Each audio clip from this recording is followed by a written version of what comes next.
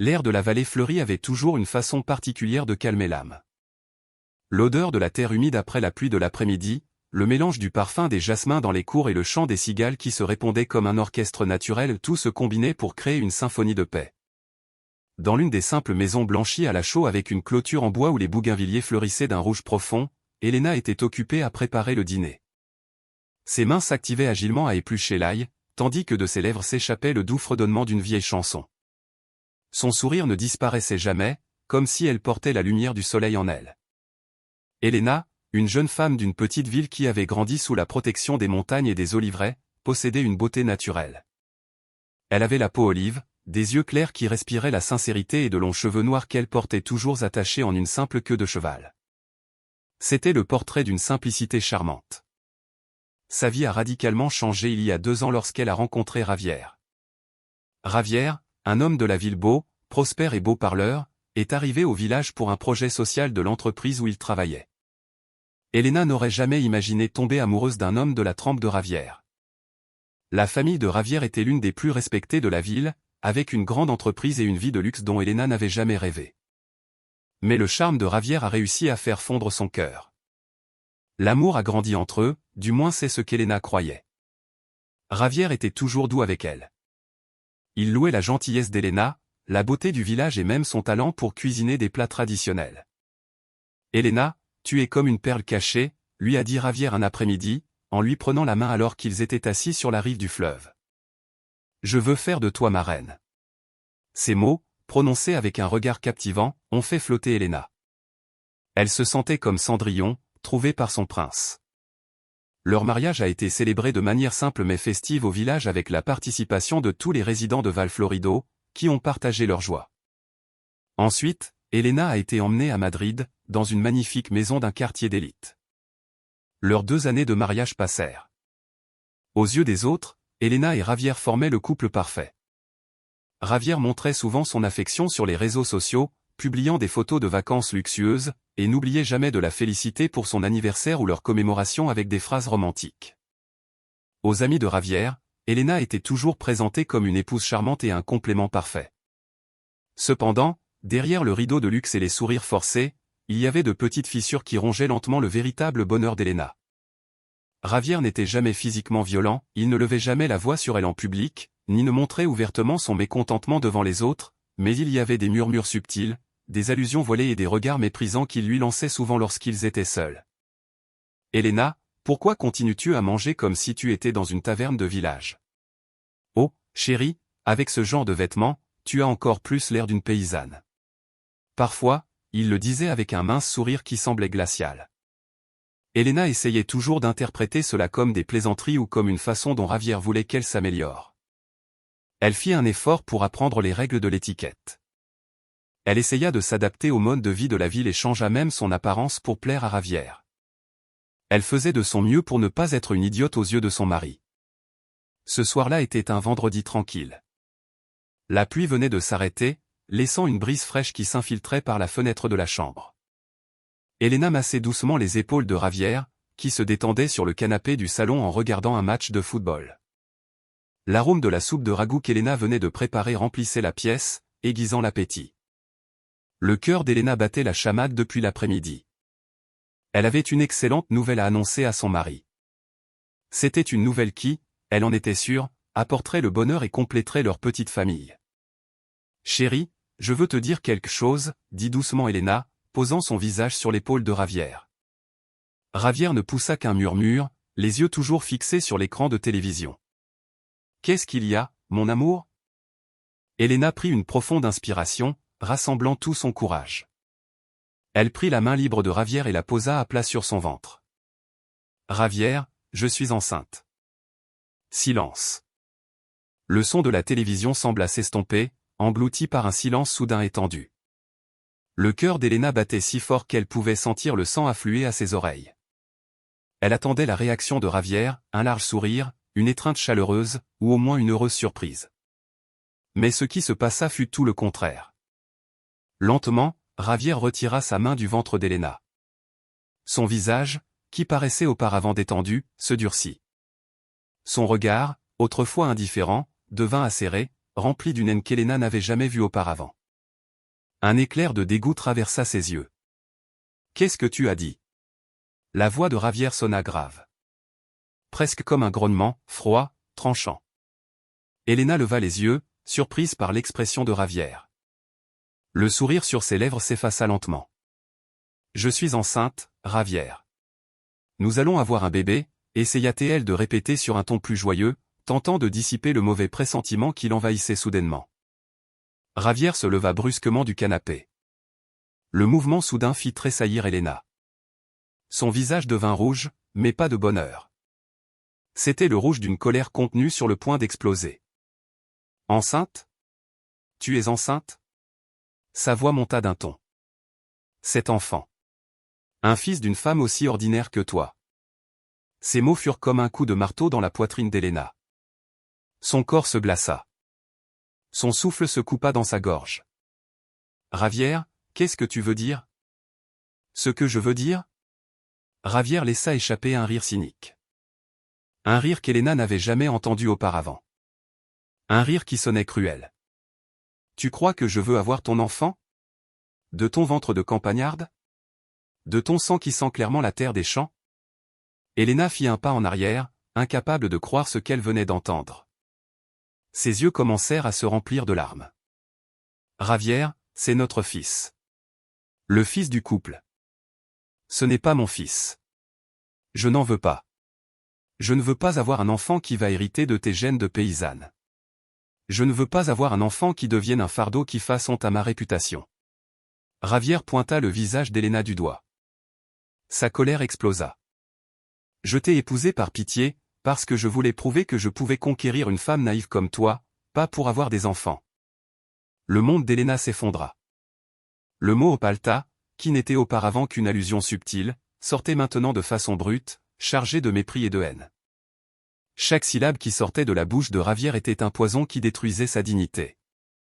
L'homme qu'elle avait idolâtré, l'homme qu'elle aimait de tout son cœur, s'avérait nourrir un ressentiment et une haine immense. Ce n'était pas un prince, mais un démon au visage d'ange. « Fais-toi avorter », ordonna Ravière. Sa voix résonna dans le couloir. Elena secoua la tête. Les larmes coulaient sur ses joues. « Non, Ravière, c'est impossible. C'est ma chair et mon sang. Fais-toi avorter, Elena, ou je m'assurerai que tu le regrettes pour le reste de ta vie. » Ravière la regarda avec une froideur qui lui donna la chair de poule. « Je ne veux pas qu'un bébé de bouse naisse de ton ventre. Ne t'avise pas de donner naissance à cet enfant ou tu en connaîtras les conséquences. » Cette menace, ce regard et chaque mot cruel sorti des lèvres de Ravière restèrent gravés dans la mémoire d'Elena. Cette nuit-là, au milieu d'un silence terrifiant, les murmures infernaux de son propre mari lui arrachèrent tout le bonheur illusoire auquel elle s'était si fermement accrochée.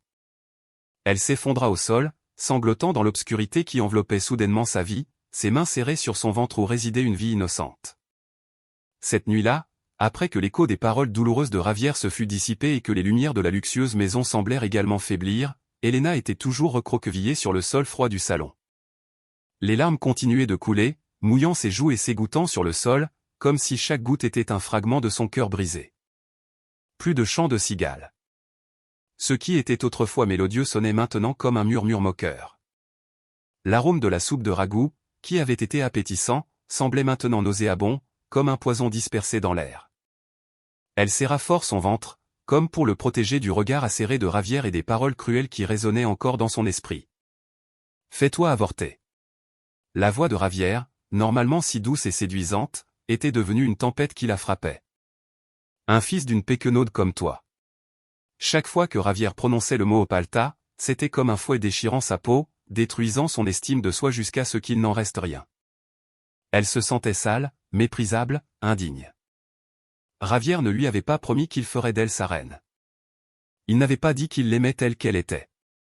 Tout cela n'était plus qu'un conte amer flottant dans l'air. Ravière s'en fichait. Après avoir proféré sa menace, il fit demi-tour et se dirigea vers la chambre sans regarder Elena.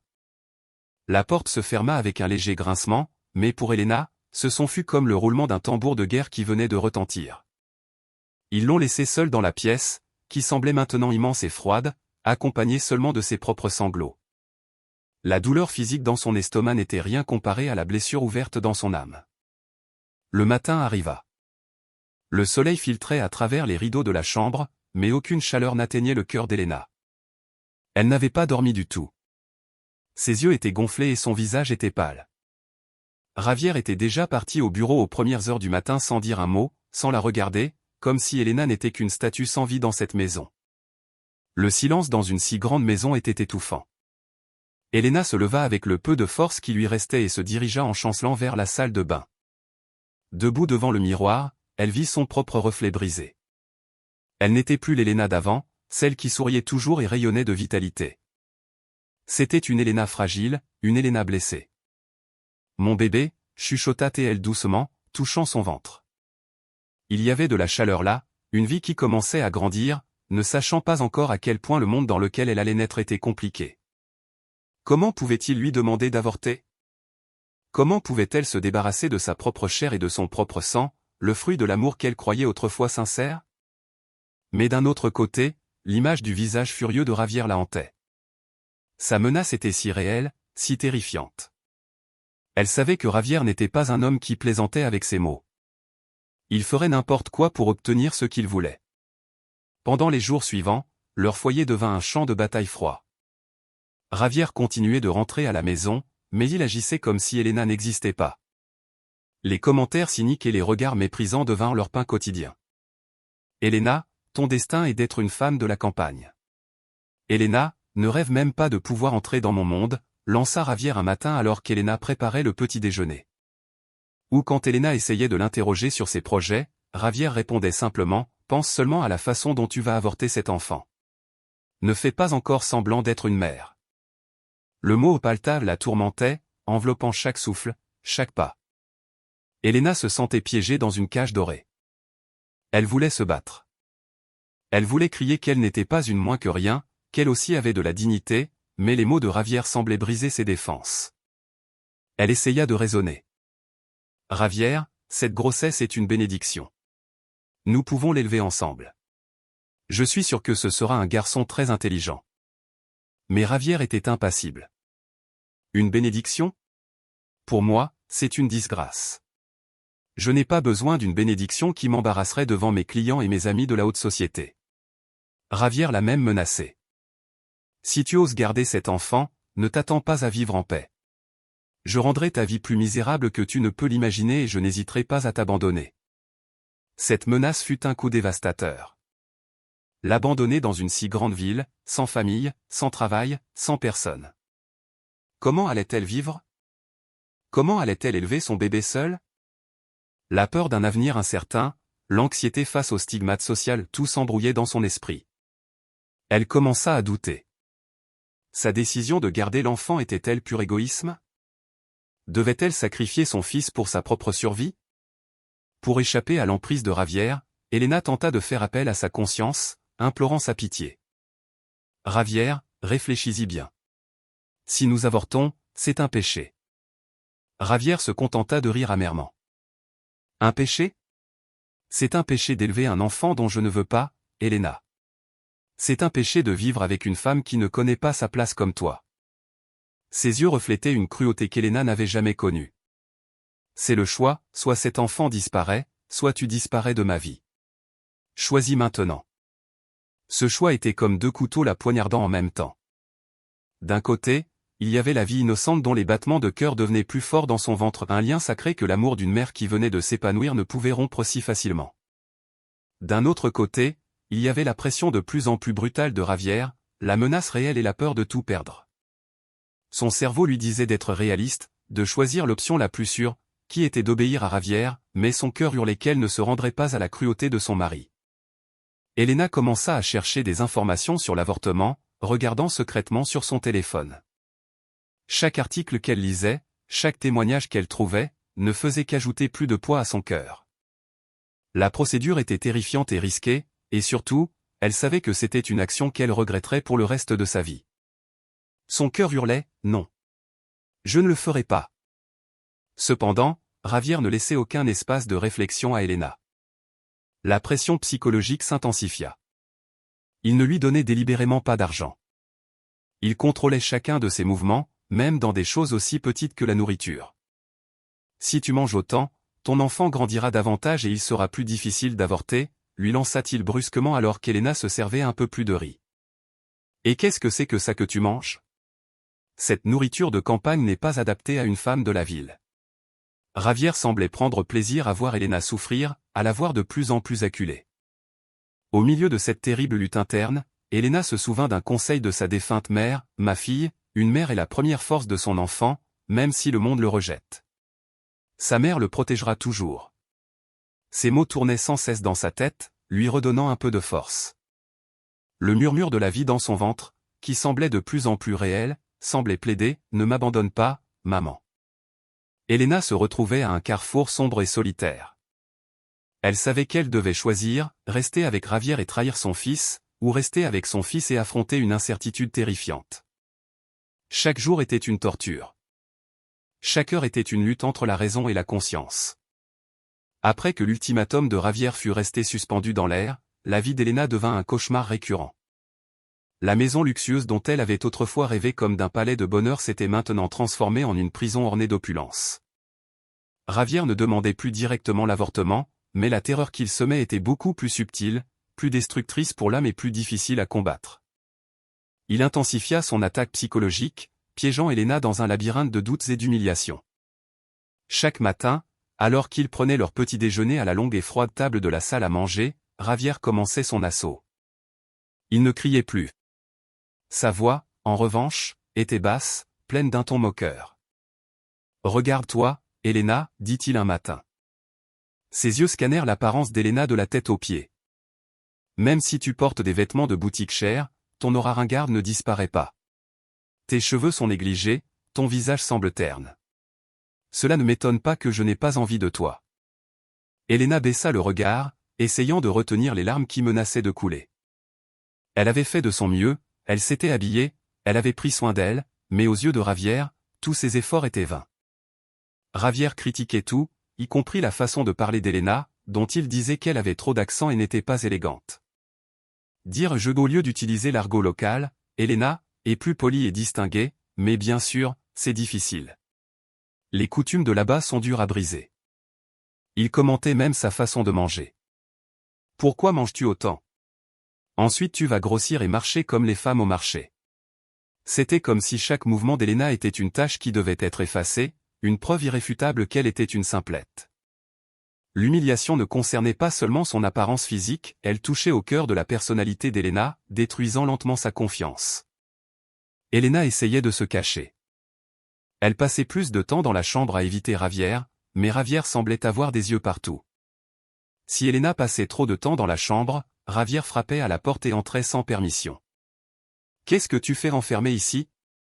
Tu essaies de cacher le fait que tu n'es pas digne d'être ma femme ou la mère de mes enfants ?»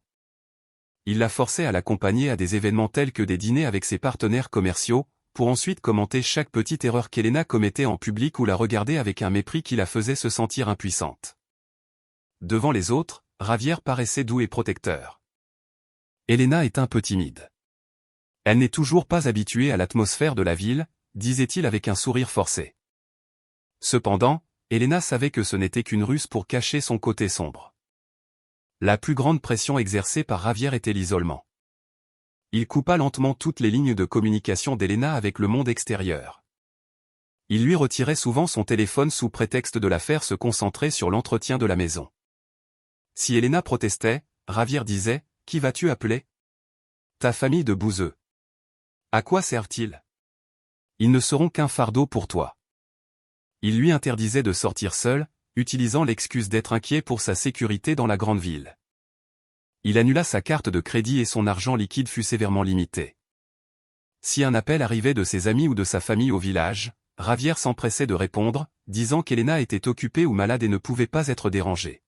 « Ne dérangez pas Elena, elle se repose maintenant. Je lui transmettrai vos amitiés, disait-il d'un ton doux mais ferme qui faisait que l'autre personne n'osait plus rappeler.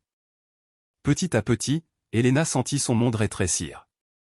Elle ne pouvait plus contacter la femme de son village qui lui donnait toujours des conseils, ni parler à sa tante, qui était si affectueuse. Ses vieux amis de la ville, qu'elle voyait autrefois, s'éloignèrent parce que Javier les rejetait toujours, ou parce qu'Elena elle-même avait honte de sa situation. Ses réseaux sociaux étaient étroitement surveillés, et chaque commentaire positif qu'elle recevait, Javier le transformait en une raison de se moquer d'elle. Regarde tes amis. Tu es aussi naïf qu'eux, à louer des choses insignifiantes. Javier contrôlait même ce qu'Elena regardait et lisait. Il lui apportait des livres et des magazines de la haute société qui, selon lui, étaient appropriés pour une femme de la ville. Mais ce n'était en réalité qu'un autre moyen d'éradiquer l'identité d'Elena en tant que femme de la campagne. Quand Elena essayait de regarder un programme télévisé qu'elle aimait, Javier changeait instantanément de chaîne, affirmant que c'était vulgaire et inapproprié pour leur maison. Il se débarrassa même de toutes les décorations ou souvenirs de la campagne qu'Elena avait apportées. Ce sont des choses simples, Elena. Ne transforme pas notre maison en taudis. Lentement, Elena commença à croire les paroles de Javier. Elle commença à se voir à travers ses yeux, une femme de la campagne, indigne, sans valeur et ne méritant pas d'être mère. Son ventre qui s'arrondissait lui semblait être un fardeau, pas une bénédiction.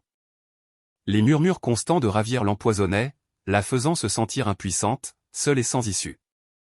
Elle pleurait en silence. Chaque nuit, cachée sous l'épaisse couette, elle languissait l'odeur de la terre humide et le chant des cigales de Val Florido. Elle aspirait à l'étreinte de sa mère, une mère qui ne l'aurait jamais jugée. Javier avait réussi à créer une réalité dans laquelle Elena était un être inutile, et la seule issue était de se soumettre à sa volonté. Elena se sentait comme une feuille sèche arrachée à sa branche, à la dérive dans la tempête créée par son propre mari. Elle savait qu'elle devait chercher de l'aide. Mais comment? Où devait-elle aller? Qui la croirait? Une femme de la campagne vivant derrière des murs d'or. La terreur des mots et de la manipulation de Javier l'avait fait se sentir étrangère à elle-même. Elena se sentait comme une marionnette dont les fils étaient coupés un par un. L'isolement que Javier avait créé était si parfait qu'il l'emprisonnait dans un vide sans fin. Chaque jour, l'idée de l'avortement revenait la tourmenter non parce qu'elle le voulait, mais parce qu'elle commençait à sentir que c'était la seule échappatoire à ce tourment. Cependant, chaque fois qu'elle touchait son ventre, qui commençait à pointer légèrement, elle sentait le doux pouls de la vie, et son cœur refusait catégoriquement. « Non, petit, maman ne t'abandonnera pas », chuchotait-elle faiblement dans l'obscurité de la nuit. Sa détermination à protéger son enfant à naître, bien que ténue comme un fil, devint le déclencheur pour qu'elle cherche une issue. Elle devait trouver de l'aide. Mais qui? Javier s'était assuré qu'elle ne puisse contacter personne dans son village. Ses amis de la ville n'avaient pas donné de nouvelles depuis longtemps. Dans son désespoir le plus profond, son regard se posa sur le seul espoir qui lui restait, la famille de Javier, ses beaux-parents. Elena savait que la famille de Javier était très respectée. Ses parents, Isabelle et Antonio, paraissaient toujours élégants et polis en public. Jusqu'à présent, l'interaction d'Elena avec eux avait été minimale. Ils ne lui rendaient visite qu'occasionnellement ou pour de grands événements familiaux. Ils n'avaient jamais été impolis, mais Elena n'avait jamais non plus ressenti de véritable chaleur de leur part, seulement une politesse formelle et calculée. Cependant, en tant que parent de Javier, n'aurait-il pas une conscience? Ne se réjouiraient-ils pas eux aussi de l'arrivée d'un petit enfant? Au moins, ils pourraient adoucir le cœur de leur fils ou lui offrir, à elle et à son enfant à naître, une certaine protection. Un après-midi, alors que Javier n'était pas à la maison, Elena rassembla son courage pour appeler Isabelle. Ses mains tremblaient alors qu'elle composait le numéro de sa belle-mère. Elle devait le faire avant que Javier ne revienne. Après plusieurs sonneries, la voix élégante d'Isabelle finit par se faire entendre. « Allô, Elena. Qu'est-ce qui se passe? Il est inhabituel de t'entendre appeler. » La voix d'Isabelle paraissait un peu surprise, mais toujours aimable. Elena prit une profonde inspiration.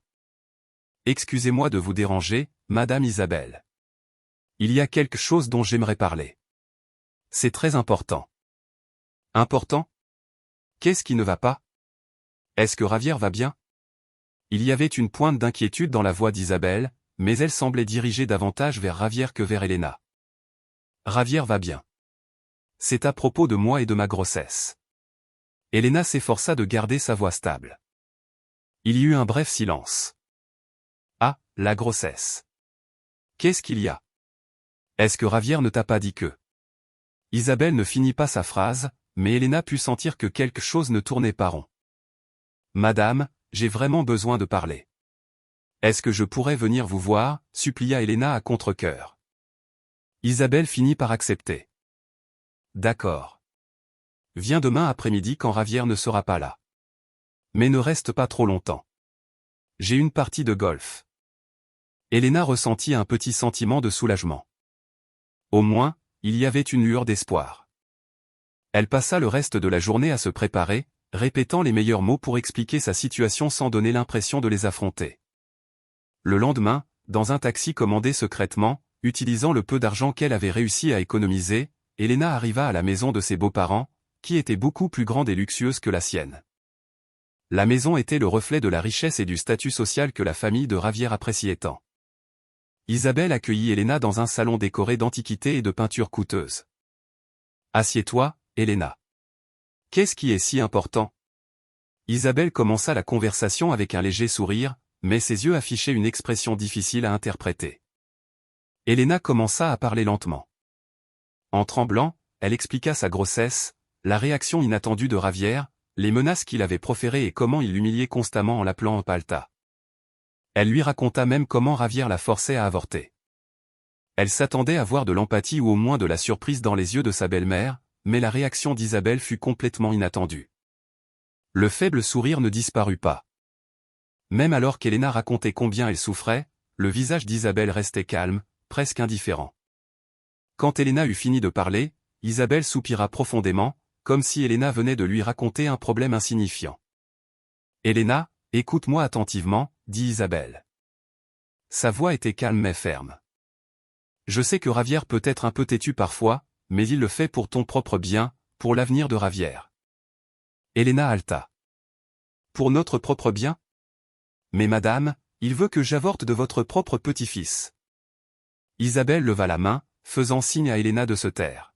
« Écoute-moi d'abord. Javier est notre fils unique. Il a un avenir très brillant, une grande entreprise et une réputation à maintenir. Tu le sais, n'est-ce pas ? La pression de la vie dans cette ville. » Elena ne pouvait que la regarder avec incrédulité. « Mais, madame, c'est le fils de Javier. » Et c'est là le problème, Elena, l'interrompit froidement Isabelle. « Je ne veux pas te rabaisser, mais Javier a été élevé dans un environnement différent. Il a besoin d'une partenaire de sa propre trempe qui puisse le suivre dans ses cercles sociaux. Ce n'est pas que tu ne sois pas bien, mais tu es différente. » Isabelle prit une gorgée de son thé. « Et en ce qui concerne l'enfant, Javier a déjà été très clair. Il n'en veut pas. S'il n'en veut pas, il deviendra un fardeau. Un fardeau pour Javier, un fardeau pour le bon nom de la famille et, bien sûr, un fardeau pour toi. Mais c'est sa chair et son sang, madame votre petit-fils. » Elena sentit son cœur se briser encore plus. « Tu devrais rester à ta place, Elena. » Isabelle la regarda fixement. « Javier a déjà été très généreux en t'épousant. En t'amenant de la campagne à la ville, tu devrais lui rendre cette gentillesse en comprenant ce qui est le mieux pour lui. Si Javier ne veut pas d'enfant avec toi pour le moment, alors obéis-lui. C'est pour vos deux avenirs. Pour votre mariage. » Les larmes d'Elena recommencèrent à couler. « Alors, vous êtes d'accord avec Javier ? Vous n'allez pas m'aider ? » ?»« Ce n'est pas que je ne vais pas t'aider, Elena, je te conseille simplement sur ce qui est le mieux pour tout le monde. Javier est mon fils. Je sais ce qui est le mieux pour lui. » Isabelle se leva, signe que la conversation était terminée. « Réfléchis-y bien, ne te laisse pas monter la tête. La vie en ville est dure, Elena. Ne perds pas Javier pour finir avec rien. » Elena quitta la maison de ses beaux-parents d'un pas hésitant. La lueur d'espoir qu'elle avait portée cet après-midi s'était maintenant évanouie, brisée. Le mur qu'elle avait espéré abattre s'était avéré encore plus solide. Ses beaux-parents, qui auraient dû être ses protecteurs, prenaient le parti de leur fils et allaient même jusqu'à la blâmer. Ils ne la voyaient pas comme une belle-fille ou la mère de leur petit enfant, mais comme un problème qui devait être résolu pour le bien de la réputation de la famille. Elle tenta de contacter de l'aide, mais Elena se rendit chez un parent éloigné à Madrid, une grand-tante qui avait autrefois visité son village. Sa tante la reçut avec bonté et écouta son histoire avec préoccupation. Cependant, dès qu'Elena mentionna les menaces de Javier et son désir de garder l'enfant, l'expression de la tante changea. « Elena, ma chère, je suis désolé, mais je ne peux pas interférer. C'est une question qui concerne votre mariage. Je ne veux pas d'ennui avec Javier et sa famille, dit la tante mal à l'aise. Javier est une personne importante issue d'une grande famille. J'ai peur d'avoir des ennuis. Je suis désolé, ma chère. Un autre mur. La peur des gens face à l'influence de Javier et de sa famille était bien plus grande que leur sympathie pour la souffrance d'Elena. Elle était acculée, sans issue. Le cercle vicieux d'isolement de Javier avait fonctionné parfaitement. Elena était maintenant complètement seule, sans aucun soutien, sans personne sur qui s'appuyer. Son ventre de plus en plus rond lui semblait être un fardeau, et non plus une bénédiction. La bataille au sein de sa conscience était désormais plus dure car elle n'avait aucun allié.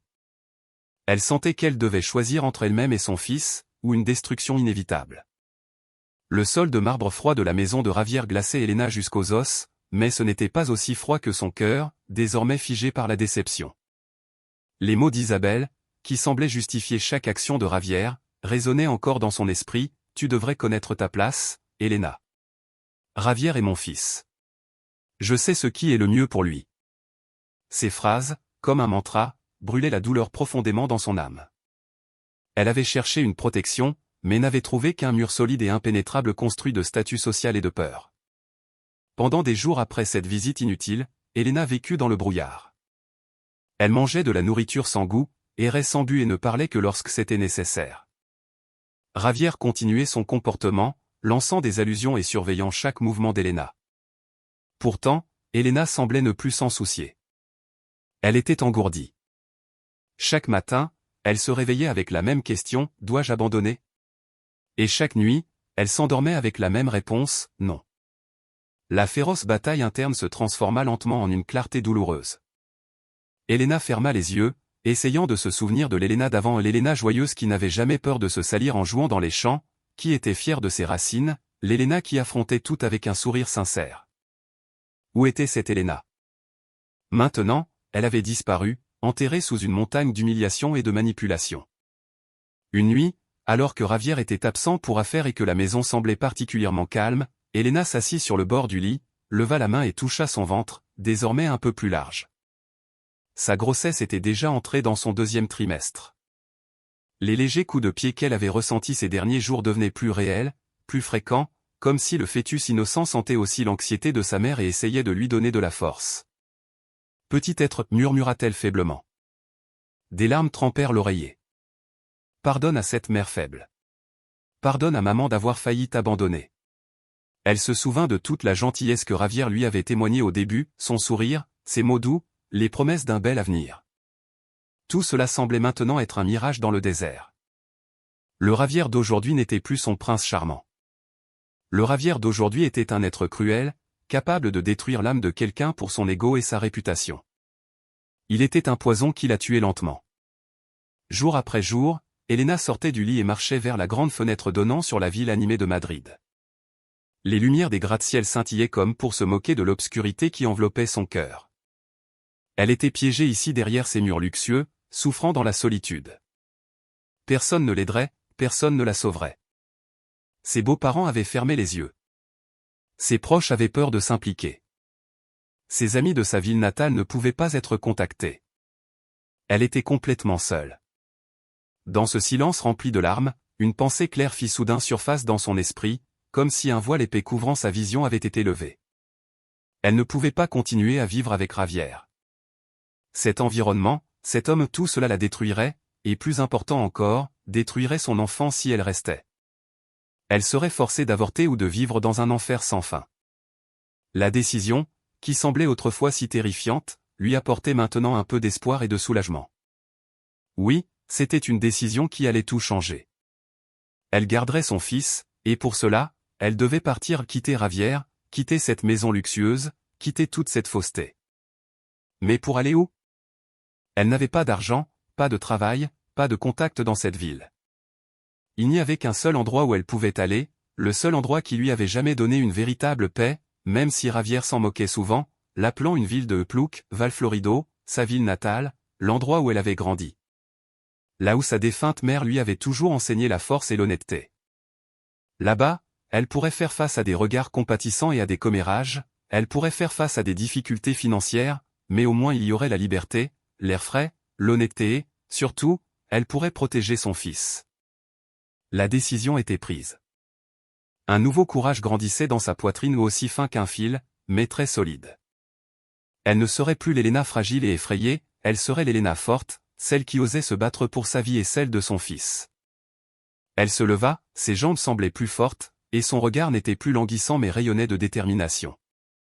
Cette nuit-là, au milieu du silence oppressant, Elena élabora un plan.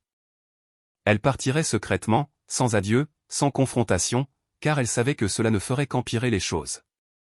Elle attendrait que Ravière parte au travail ou qu'elle soit sûre qu'il ne reviendrait pas de sitôt. Elena ouvrit son placard.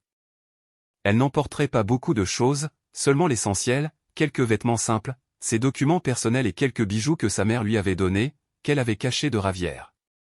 Elle ne prendrait rien de ce que Ravière lui avait donné, car tout semblait sale, taché par le mépris et la haine. Chaque mouvement ressemblait à un rituel de libération. Elle emballa ses affaires dans un petit sac à dos. Son cœur battait fort, un mélange de peur et d'espoir. Elle ne savait pas ce qui l'attendait, peut-être des difficultés, peut-être des moqueries, mais elle savait une chose, elle n'était plus seule.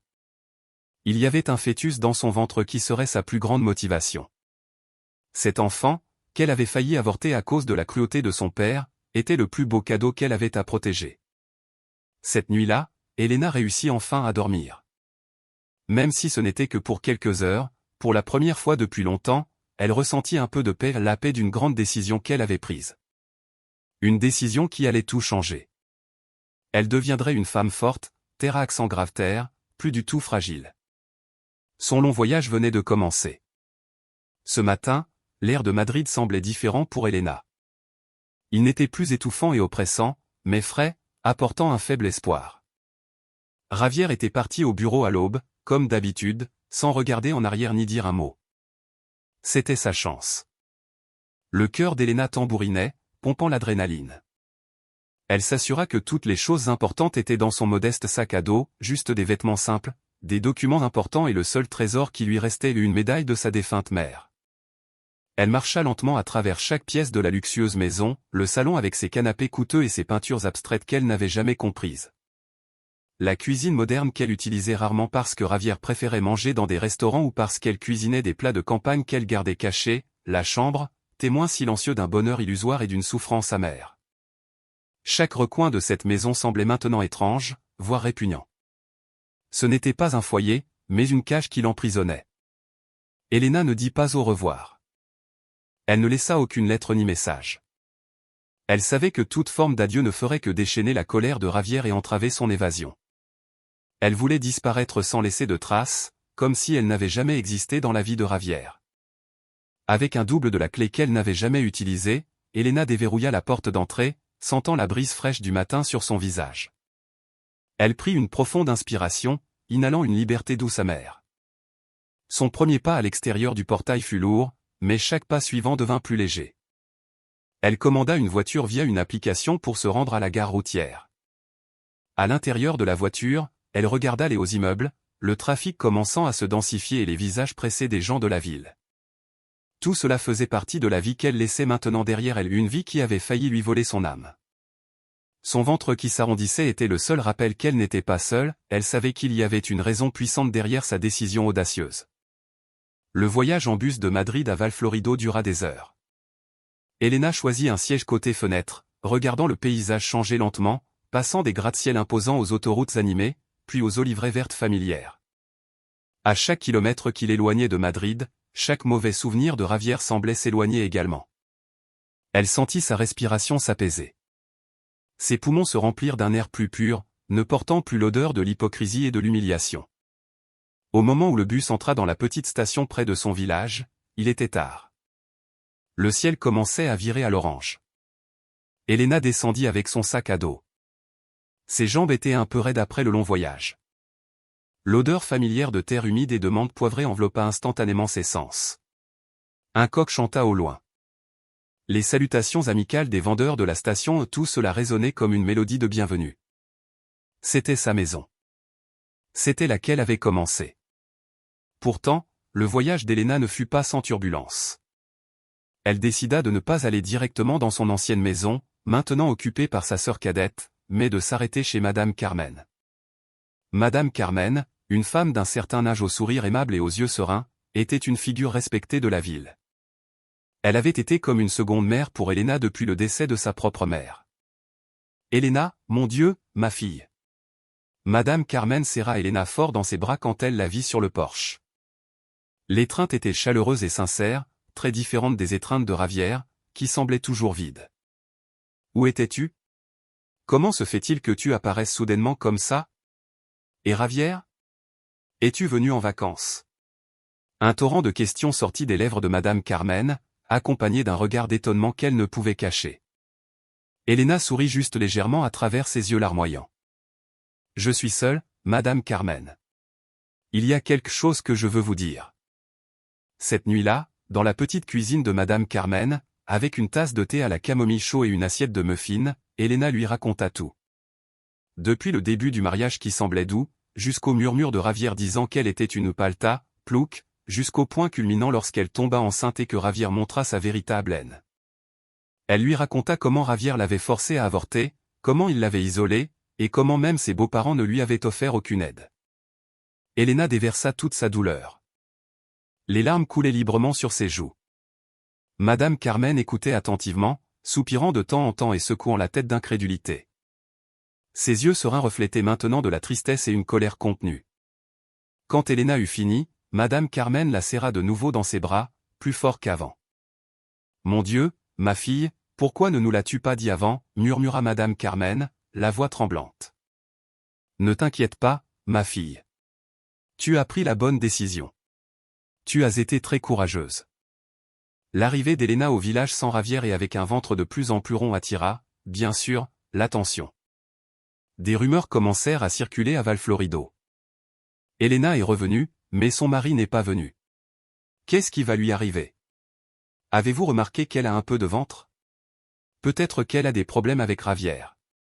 Des regards compatissants, mêlés de curiosité, suivaient chaque pas d'Elena lorsqu'elle quittait la maison de Madame Carmen. Certains la regardaient avec compassion, d'autres bavardaient dans son dos. « Ne t'inquiète pas, ma fille. Laisse-les parler. L'important, c'est que toi et ton futur bébé alliez bien, dit Madame Carmen, essayant de calmer Elena alors qu'elle marchait le matin. Reste ici pour l'instant. Ma maison t'est ouverte. Bien qu'elle ait le soutien de Madame Carmen, Elena savait qu'elle ne pouvait pas dépendre d'elle éternellement. Elle devait trouver un moyen d'être indépendante. Des difficultés financières se profilaient. Elle n'avait pas beaucoup d'argent et elle n'avait pas de travail. Comment allait-elle élever cet enfant au village sans Ravière? En regardant les vastes oliveraies vertes, la rivière au cours limpide et les figuiers qui se balançaient, Elena ressentit un calme qu'elle avait perdu depuis longtemps. L'air simple de la campagne dont Ravière se moquait autrefois ressemblait maintenant à une étreinte chaleureuse. Ici, elle n'avait pas besoin de prétendre être quelqu'un d'autre. Ici, elle pouvait être Elena, la fille du village, avec toutes ses imperfections et toute la force qu'elle ne savait pas encore posséder. Cette nuit-là, Elena se souvint à nouveau des paroles de sa défunte mère, « Ma fille, peu importe l'ampleur de la tempête, cette terre sera toujours l'endroit où tu te tiens.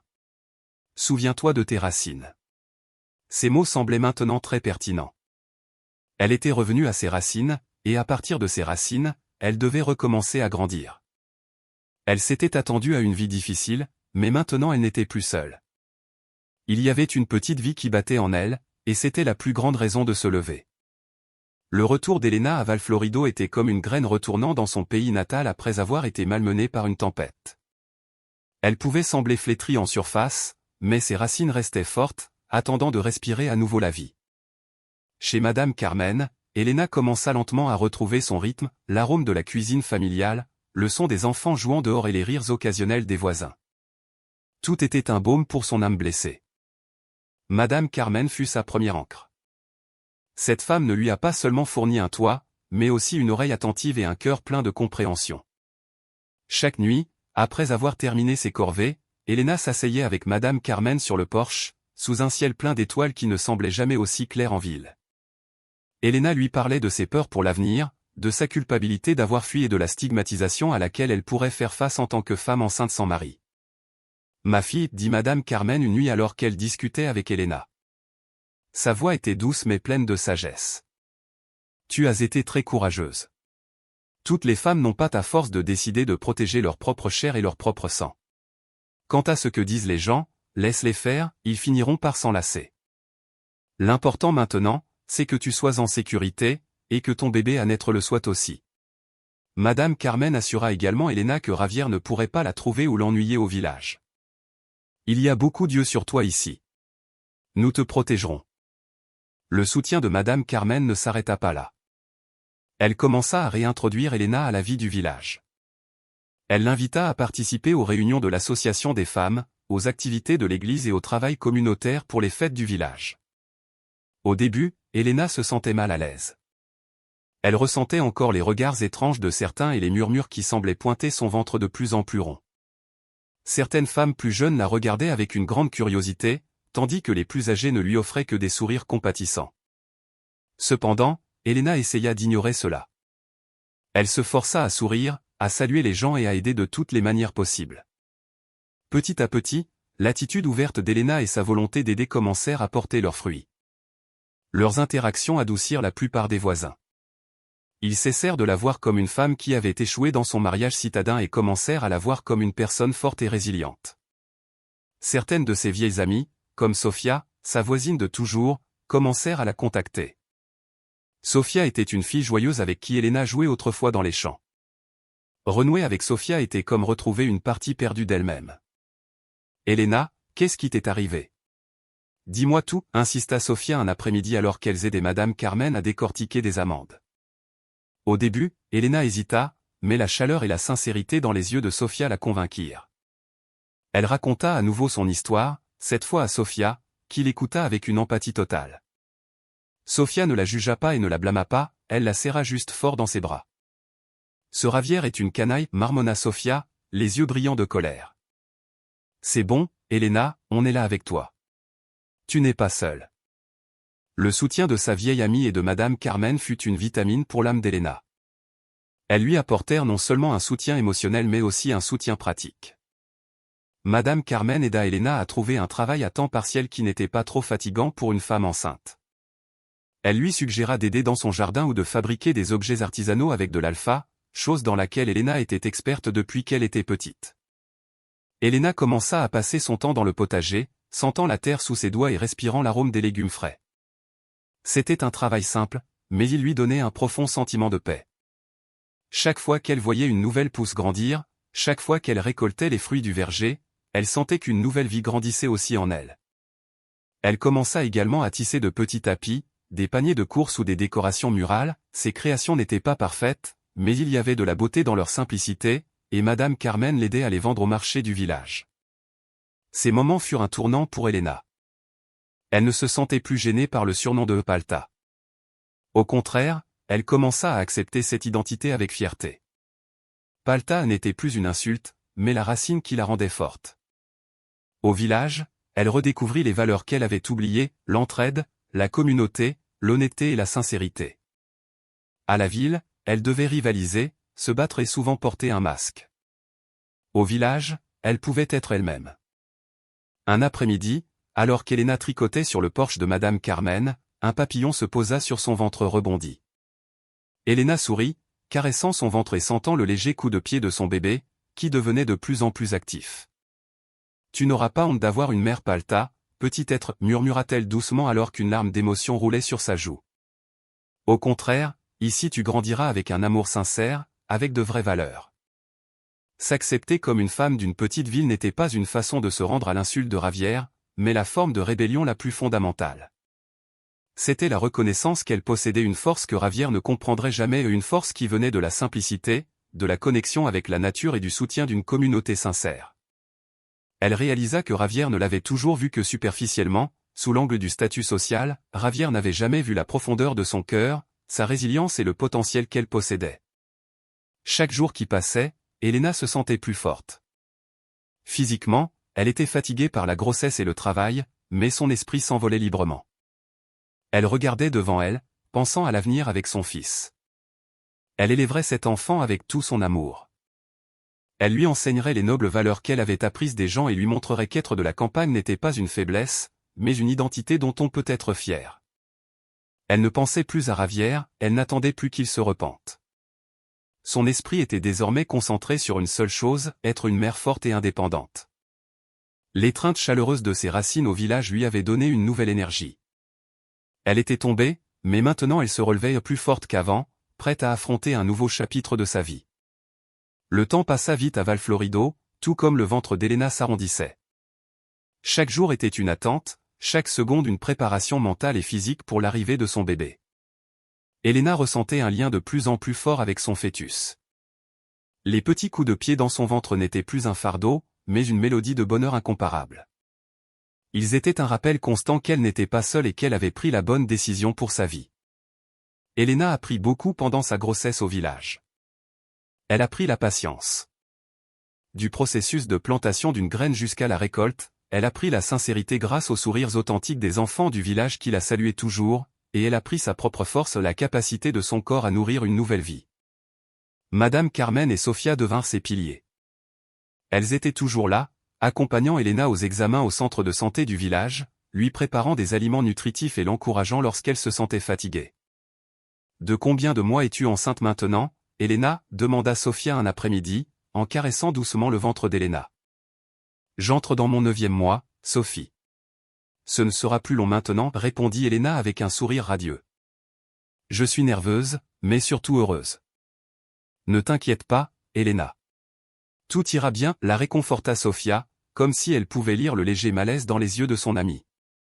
Et le jour arriva. Aux premières heures du matin, alors que la ville était encore couverte de rosée et que les étoiles brillaient encore, Elena ressentit la première contraction. Au début, c'était léger, mais peu à peu, cela devint plus fort et plus régulier. Une sueur froide perla sur son front. Elle réveilla Madame Carmen, qui dormait dans la pièce d'à côté. Madame Carmen agit rapidement. Son visage montrait du calme, mais ses mouvements étaient agiles. « Viens, ma fille, allons chez la sage-femme » dit-elle en aidant Elena à se lever. Sofia, qui était déjà de garde chez Madame Carmen, ressentit elle aussi un mélange de panique et de joie. Toutes deux aidèrent Elena à marcher vers la maison de la sage-femme du village, qui n'était pas loin. Le chant des grillons qui les accompagnaient ce matin la sonnait différemment, comme s'il marquait le rythme d'un moment sacré. Le combat d'Elena a commencé à la maison de la sage-femme. Une douleur immense parcourait son corps, mais elle se souvenait de chaque insulte de Ravière, de chaque fois qu'il l'avait traitée de « palot » et comment cela paralysait autrefois. Cette fois, ces mots ne l'ont pas abattue, mais sont devenus au contraire un catalyseur de force. « Je dois être forte. Pour mon fils, je n'abandonnerai pas », elle serra les poings, étouffant un gémissement. « Allez, Elena, encore un petit effort », l'encourageait la voix de la sage-femme. Madame Carmen ne lâchait pas sa main, passant un linge humide sur son front.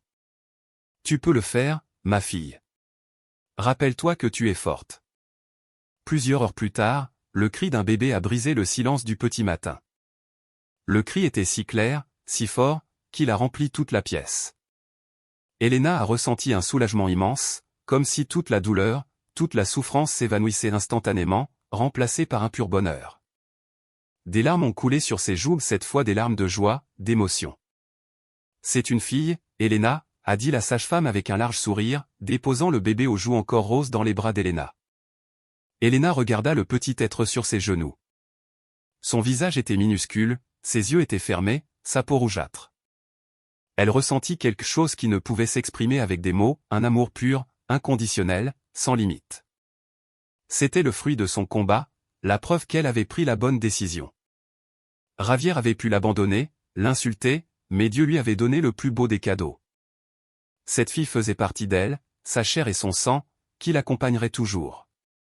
Elle embrassa tendrement le front de son bébé, sentant une chaleur se propager dans tout son corps.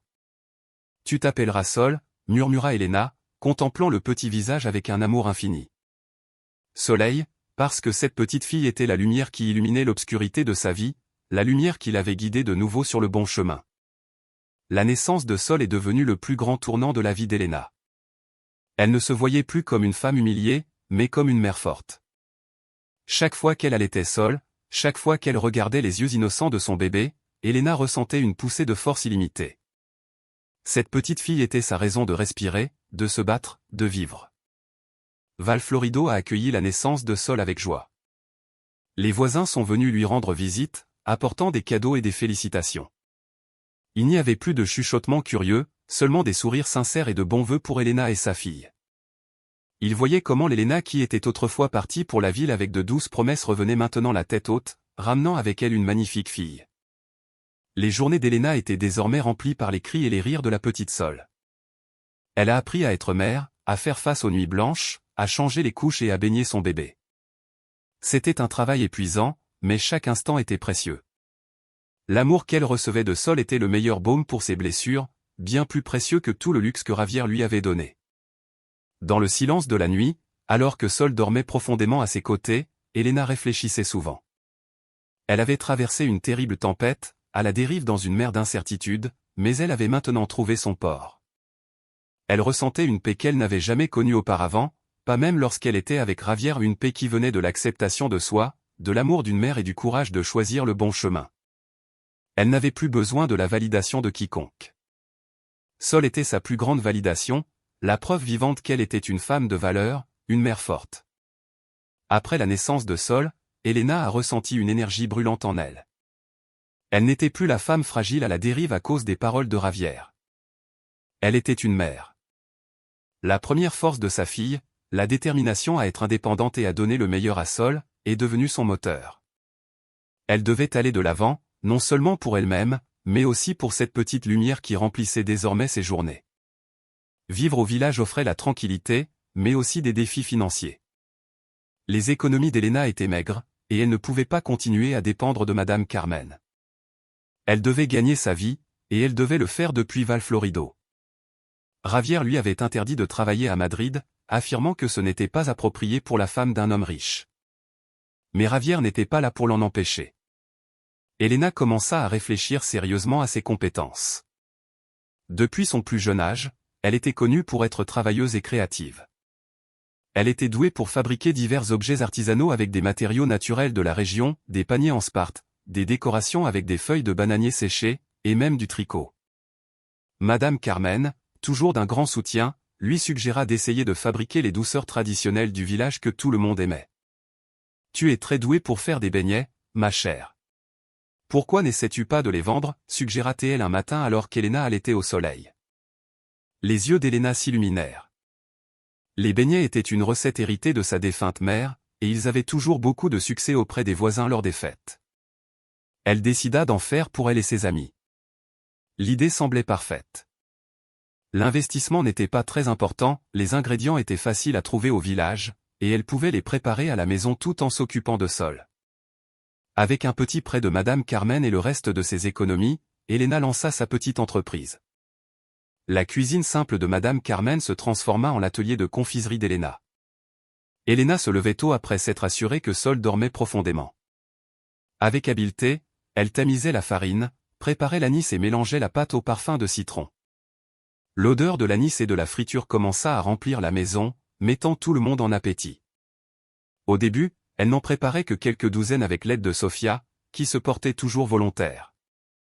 Elle vendait les douceurs aux voisins proches, et la réponse dans les petits commerces du village fut incroyable. Les beignets d'Elena avaient exactement le même goût que ceux de sa mère, tendres, avec juste ce qu'il faut de sucre, et un arôme irrésistible. La nouvelle des beignets d'Elena, le régal de la fille du village, se répandit rapidement par le bouche à oreille. Lentement mais sûrement, son entreprise grandit. Les commandes augmentèrent. Elena commença à fabriquer d'autres types de douceurs comme des muffins, des beignets de vent et des génoises. Elle développa également son artisanat en Sparte, créant des produits plus fonctionnels comme des paniers de courses écologiques et de jolies boîtes de rangement. « Elena, tu as beaucoup de commandes de paniers. As-tu besoin d'aide » demanda un jour Sofia, voyant la pile de commandes. Elena sourit, fatiguée mais heureuse. « Oui, Sophie, si ça continue comme ça, je ne vais pas pouvoir suivre. » C'est à ce moment qu'Elena réalisa qu'elle n'avait pas seulement réussi par elle-même, elle pouvait créer des emplois dans son village. Elle commença à inviter quelques femmes jeunes et plus âgées à faible revenu pour l'aider, tant pour la pâtisserie que pour le tressage des paniers. Elle les a formées, a partagé ses connaissances et leur a versé un salaire équitable. L'entreprise, les douceurs d'Elena et l'artisanat du soleil, le nom qu'elle lui a donné en l'honneur de sa fille, est devenu de plus en plus connu. Non seulement à Valflorido, mais aussi dans la capitale régionale, des commandes commençaient à arriver de l'extérieur du village, de boutiques et même de cafés qui voulaient proposer des douceurs traditionnelles. Avec l'aide du fils de Madame Carmen, qui s'y connaissait en technologie, Elena osa même utiliser les réseaux sociaux, qu'elle avait auparavant évités à cause de Javier, pour promouvoir ses produits. Les photos des magnifiques douceurs traditionnelles et des paniers uniques attirèrent beaucoup d'attention. Elena ne se sentait plus gênée d'être traitée de paysanne, au contraire, elle en fit sa motivation. Être une femme de la campagne ne signifiait pas être faible, pauvre ou démunie. Elle était la preuve vivante qu'une femme de la campagne pouvait aussi réussir, être indépendante et même en inspirer d'autres. Sa force et sa créativité venaient de ses racines profondes, des valeurs de simplicité et de persévérance qu'elle avait apprises au village. De chaque bénéfice, elle consacrait une grande partie aux besoins de Sol et une autre à la croissance de son entreprise. Elle ne dépendait plus de personne. Elle pouvait acheter ce dont Sol avait besoin, payer ses études quand elle grandirait, et même réparer la vieille maison de ses parents, où vivait maintenant sa sœur. Un jour, un journaliste local vint au village, attiré par l'histoire du succès des douceurs d'Elena. Ils ont interviewé Elena. Son histoire est parue dans le journal local. Elle a raconté son parcours avec enthousiasme, sans mentionner Javier ou l'amertume de son passé directement. Elle s'est concentrée uniquement sur la façon dont elle s'était relevée de l'adversité et avait trouvé sa force au village. « Quelle est votre plus grande motivation, Madame Elena ?» a demandé le journaliste. Elena sourit, regardant Sol, qui était dans les bras de Madame Carmen. « Ma fille, elle est tout pour moi. Et je veux montrer que des choses extraordinaires peuvent être créées à partir de la simplicité. » L'histoire d'Elena est devenue le sujet de conversation du village. Elle est devenue une figure inspirante, un exemple pour beaucoup d'autres femmes qui pourraient être confrontées à des difficultés similaires. Ils ne la voyaient plus comme une victime, mais comme une battante. Elle était une héroïne pour elle-même et aussi pour son village. Elle s'était élevée au-dessus de tout ce que Javier avait essayé de rabaisser. 3 ans s'étaient écoulés depuis qu'Elena avait quitté Madrid et reconstruit sa vie à Valflorido. Sol, sa fille, avait maintenant 3 ans et devenait une enfant joyeuse et intelligente, héritant du sourire sincère et de la vivacité indéniable d'Elena. L'entreprise de douceur et d'artisanat d'Elena n'avait pas seulement survécu, elle avait énormément prospéré. Elena avait réussi à ouvrir une petite boutique sur la place du village et s'était même lancée dans la vente en ligne. Le magasin, qui se développait rapidement grâce à l'aide des jeunes du village férus de technologie, avait prouvé que la femme paysanne dont Javier s'était moqué pouvait réussir mieux qu'il ne l'avait jamais imaginé. La vie d'Elena était désormais remplie d'une paix et d'un bonheur authentique qu'elle n'avait jamais trouvé dans la cage dorée de Javier. Elle était entourée de gens qui l'aimaient vraiment, Madame Carmen, qui l'avait toujours traitée comme sa fille, Sofia, son amie fidèle et son bras droit dans l'entreprise, et les habitants de la ville, qui la regardaient désormais avec respect et admiration. Son histoire se transmettait de bouche à oreille, devenant une source d'inspiration pour de nombreuses femmes de la ville. Un après-midi, la routine tranquille d'Elena fut soudainement interrompue. Elle était occupée à disposer des gâteaux sur le comptoir de sa boutique lorsqu'une voiture noire rutilante s'arrêta devant la place où une voiture de luxe très familière, celle qui venait la chercher à la maison de Javier. Le cœur d'Elena rata un battement, ressentant une étrange prémonition qu'elle n'avait pas connue depuis longtemps. La portière de la voiture s'ouvrit et un homme qu'elle connaissait bien en sortit. Javier paraissait un peu différent. Il y avait des rides au coin de ses yeux, et son expression n'était plus aussi arrogante qu'avant. Bien qu'il dégageât toujours un air citadin, il portait une chemise élégante comme s'il était en voyage d'affaires. Ses yeux scrutaient la place du village comme s'il cherchait quelque chose. Lorsque son regard se posa sur la boutique de douceur d'Elena, il s'arrêta net. Il vit Elena servir un client. Puis ses yeux se tournèrent vers l'enseigne de la boutique, clairement écrite « Les douceurs d'Elena ». Et à côté, le logo d'un panier en sparte avec le nom « Artisanat du soleil ». Le visage de Javier changea. D'une expression formelle d'homme d'affaires, il passa à la surprise, puis à l'incrédulité, et enfin à une pointe de regret. Il vit Elena, qui se tenait maintenant la tête haute, un sourire sincère sur les lèvres, dégageant une aura de maturité et de force qu'il n'avait jamais vue auparavant. Elena ne baissait plus la tête, ne se cachait plus. Elle semblait beaucoup plus belle, non pas à cause de cosmétiques coûteux, mais par la lumière d'un bonheur véritable qui émanait d'elle. Sol, qui jouait dans un coin du magasin en dessinant, courut soudain vers Elena. « Maman, regarde mon dessin. »« J'ai fini » s'exclama Sol joyeusement, en lui montrant une feuille de papier griffonnée au crayon de couleur. Javier regarda Sol ses grands yeux ronds, ce petit sourire. Il y avait une vague ressemblance avec lui, mais les traits d'Elena étaient plus marqués. Javier eut l'impression d'avoir été frappé par la foudre. Cet enfant était Sol, l'enfant qu'il avait autrefois détesté, celui qui l'avait forcé Elena à avorter. Maintenant, elle se tenait devant lui, réelle et adorable. Elena se pencha, caressa la tête de Sol, puis leva les yeux. Son regard croisa celui de Javier. Il n'y avait plus de peur ni de haine, seulement un calme froid. Javier s'approcha avec hésitation. Sofia, qui comptait l'argent à la caisse, se mit immédiatement sur ses gardes, prête à protéger Elena. Elena. La voix de Javier était enrouée, presque incrédule. C'est toi.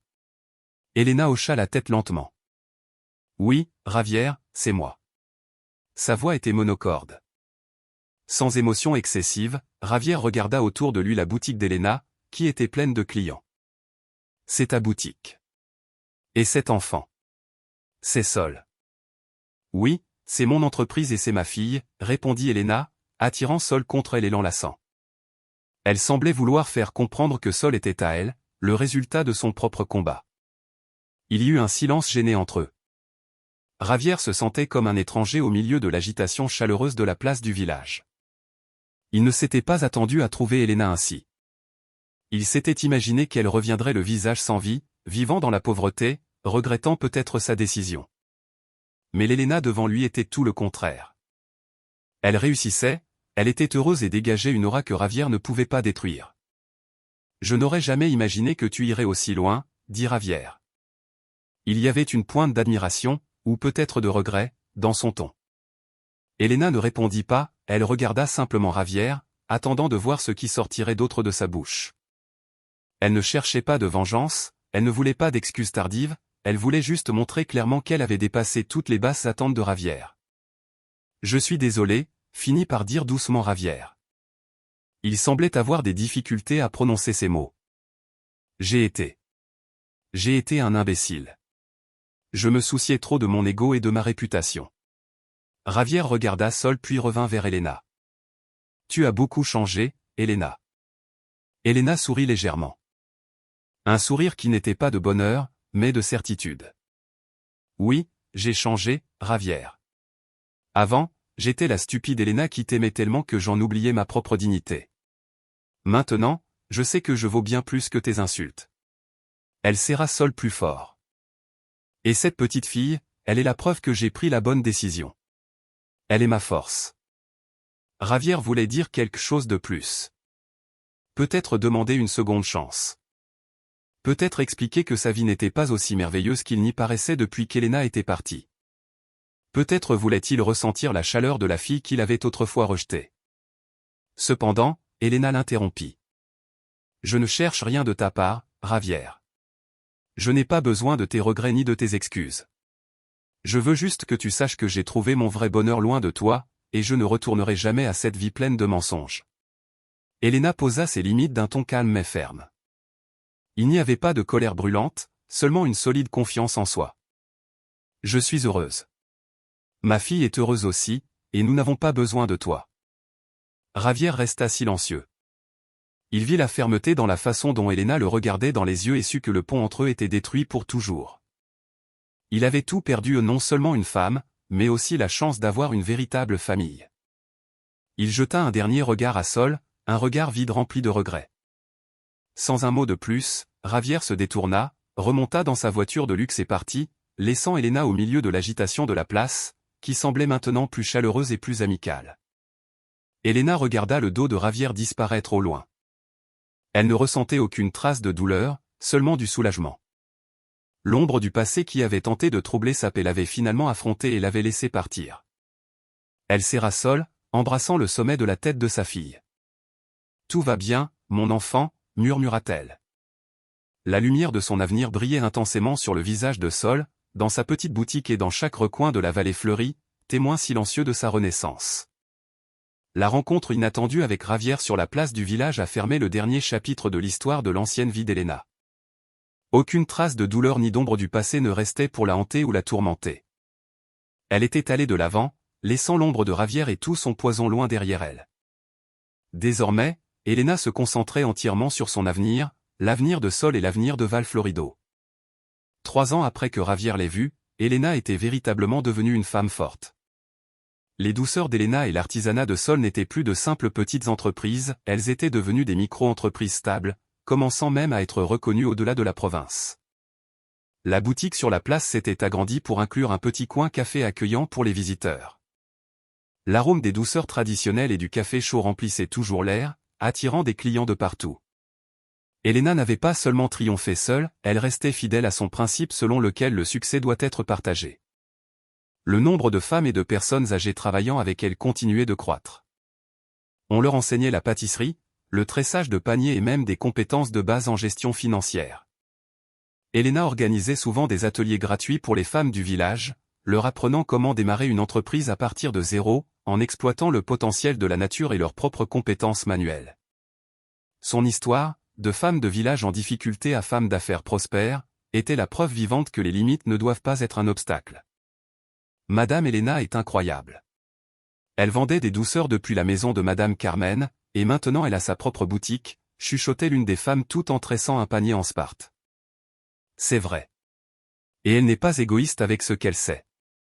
Maintenant, nous avons tout notre propre revenu grâce à elle, répondit une autre, les yeux brillants de gratitude. Elena participait également activement à la vie sociale de la ville. Elle était l'un des moteurs du programme de jardin communautaire, encourageant les voisins à cultiver des légumes biologiques sur des terrains vagues pour répondre aux besoins d'une alimentation saine. Elle donnait une partie des bénéfices de son entreprise pour rénover le centre communautaire et améliorer les installations du centre de santé. Madame Carmen souriait toujours avec fierté en voyant le changement radical d'Elena. « Tu as toujours été un produit de qualité, ma fille », lui dit-elle un après-midi alors qu'elles étaient assises sur le porche à regarder Sol jouer joyeusement avec les papillons. « J'avais l'habitude d'avoir de la peine pour toi, mais maintenant je suis incroyablement fière. » Elena prit fermement la main de Madame Carmen. « C'est grâce à vous. Vous ne m'avez jamais abandonné. » Sol grandit pour devenir une fille intelligente, vive et affectueuse. Elle était le portrait craché d'Elena, avec des yeux clairs qui respiraient la sincérité. Elena prenait toujours du temps pour Sol. Elle l'emmenait jouer dans les champs, lui lisait des histoires le soir et lui enseignait la gentillesse et l'honnêteté. Sol était la raison pour laquelle Elena se réveillait avec le sourire chaque matin et pourquoi elle travaillait si dur chaque jour. La présence de Sol était un rappel constant que l'amour véritable et le bonheur authentique ne viennent pas de la richesse ou du statut social, mais d'un lien inconditionnel. Certains hommes tentèrent d'approcher Elena, captivés par sa force et sa beauté, mais Elena n'était pas pressée. Les blessures du passé étaient guéries, mais elle était devenue plus sage dans ses choix. Sa priorité était Sol et son indépendance. Si l'homme idéal apparaissait dans le futur, il devrait être quelqu'un qui l'accepte telle qu'elle est, qui ne la rabaisserait jamais et qui aimerait Sol de tout son cœur. Lors d'une fête de village, Elena fut invitée à prononcer un discours. Vêtue d'un simple costume régional fait de tissu local, elle sourit sincèrement en montant sur scène. Devant elle, des centaines de pères Dieu l'observaient attentivement. Sol était assise au premier rang avec Madame Carmen, regardant sa mère avec des yeux brillants de fierté. « Il fut un temps où je me sentais brisée », commença Elena, la voix calme mais pleine de force, un temps où je me sentais sans valeur. Juste à cause de l'étiquette de paysanne qu'on m'avait donnée, je pensais que le bonheur venait de la reconnaissance des autres, du luxe, du statut. Elena marqua une pause, laissant ses mots faire leur chemin. Cependant, j'ai découvert que le vrai bonheur ne vient pas de la validation des autres, et encore moins de ceux qui nous méprisent. Le vrai bonheur vient de notre propre force, de l'amour inconditionnel que nous donnons et recevons, et de l'acceptation de qui nous sommes vraiment. Des applaudissements tonitruants résonnèrent dans le centre communautaire. Les paroles d'Elena touchèrent le cœur de beaucoup, en particulier des femmes qui auraient pu vivre quelque chose de similaire. Elle n'était plus la fragile femme de la campagne que son mari avait rejetée. Elle était une femme forte, une combattante courageuse, une mère aimante et une source d'inspiration pour sa communauté. Elle avait trouvé sa place, non pas dans les paillettes d'une ville pleine de fausseté, mais dans les racines de sa terre natale, où elle pouvait grandir libre et avec un but. L'histoire d'Elena, la femme forte du village, perdurera. Elle est devenue une légende à Val Florido, la preuve qu'un cœur brisé n'est pas forcément une fin, cela peut être le début d'un nouveau voyage vers la découverte de soi, l'indépendance et un bonheur beaucoup plus profond et durable. Elle avait montré que la vraie force ne réside pas dans la hauteur à laquelle on se tient aux yeux du monde, mais dans la force avec laquelle on se relève après une chute et dans la sincérité avec laquelle on peut s'aimer soi-même et aimer ceux qui nous entourent.